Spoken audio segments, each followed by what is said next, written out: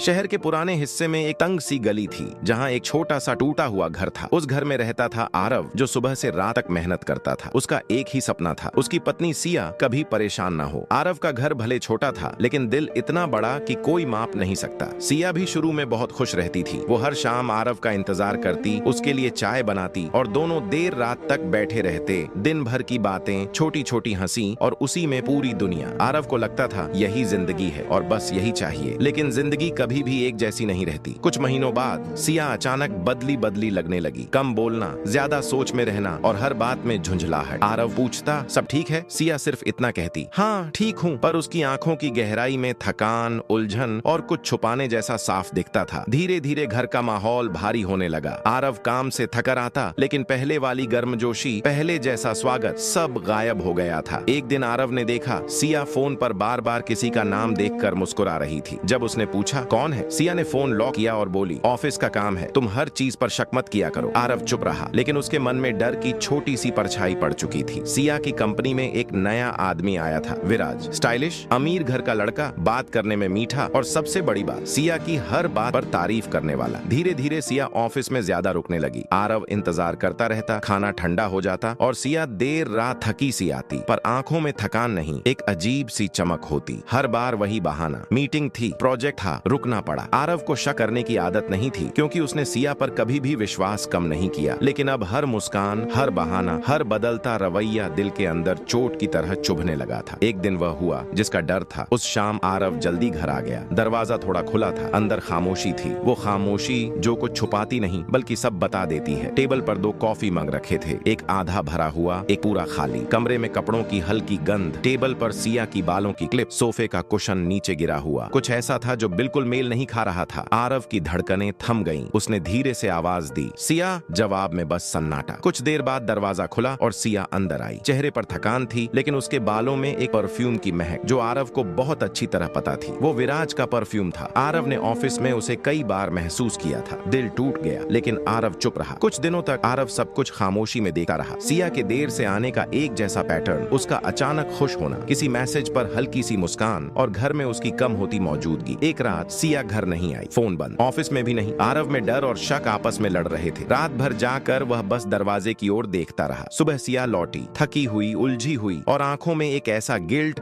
जो खुद को छुपा नहीं पा रहा था। आरव ने कुछ नहीं पूछा, बस उसको देखा और उस एक नजर ने सिया को अंदर तक हिला दिया। कुछ दिनों बाद आरव आखिर खुद को रोक नहीं पाया। वह ऑफिस गया और वहाँ जो सुना उससे सब कुछ खत्म हो गया। लोगों ने बताया विराज और सिया को अक्सर ऑफिस के बाहर साथ देखा जाता था। देर रात तक दोनों साथ रहते थे, कई बार एक ही कैब में जाते थे। ये सुनकर आरव की दुनिया एक पल में बिखर गई, लेकिन उसने किसी से बहस नहीं की, बस सीधा घर लौट आया। सिया घर पर थी। उसकी आंखें भी आरव के चेहरे में कुछ ढूंढ रही थी, शायद माफी, शायद एक मौका या शायद कोई सवाल। आरव ने धीरे से पूछा, क्या तुम मेरे साथ खुश नहीं हो? सिया की आंखें भर आईं। वह बोली, तुम बुरे नहीं हो आरव, बस मुझे लगा कि मैं कुछ और लाइफ डिजर्व करती हूँ। ये सुनकर आरव का दिल अंदर ही अंदर टूटकर गिर पड़ा। जिस इंसान के लिए उसने अपनी पूरी जिंदगी लगा दी थी, आज वही उसे कम समझ बैठी थी। उस रात दोनों एक ही घर में थे, लेकिन बीच में एक ऐसी दीवार खड़ी हो चुकी थी जिसे कोई भी तोड़ नहीं सकता था। सिया रो रही थी, लेकिन रोना अब बेकार था। बहुत देर हो चुकी थी। आरव ने धीरे से कहा, मैंने तुम्हें हमेशा प्यार किया, लेकिन अगर मेरी मौजूदगी तुम्हें बोझ लगती है तो मैं तुम्हें आजाद कर देता हूँ। और वो बिना आवाज किए, बिना किसी लड़ाई के घर छोड़कर चला गया। महीने बीत गए। सिया अब टूट चुकी थी। विराज ने उसे छोड़ दिया था, वो सिर्फ खेल रहा था। और जब सिया अकेली रह गई, तब उसे समझ आया कि उसने क्या खो दिया है। वह आरव को ढूंढने लगी, लेकिन कोई नहीं जानता था कि वो कहाँ है। लोग सिर्फ इतना कहते, वो बहुत दूर चला गया है, जहाँ टूटा हुआ भरोसा भी उससे नहीं पहुंच सकता। सिया उस खाली घर में बैठकर हर रात रोती थी। उसे बस एक ही सवाल सताता रहता, अगर आज आरव मिल जाए, क्या वो मुझे माफ कर पाएगा? लेकिन आरव की तरफ से कभी कोई जवाब नहीं आया। और कहानी यहाँ खत्म नहीं होती, क्योंकि गलत फैसलों की सजा कभी एक तरफा नहीं होती। वक्त, किस्मत और पछतावा धीरे धीरे इंसान को वहीं वापस ले जाते हैं जहाँ से उसने गलती शुरू की थी।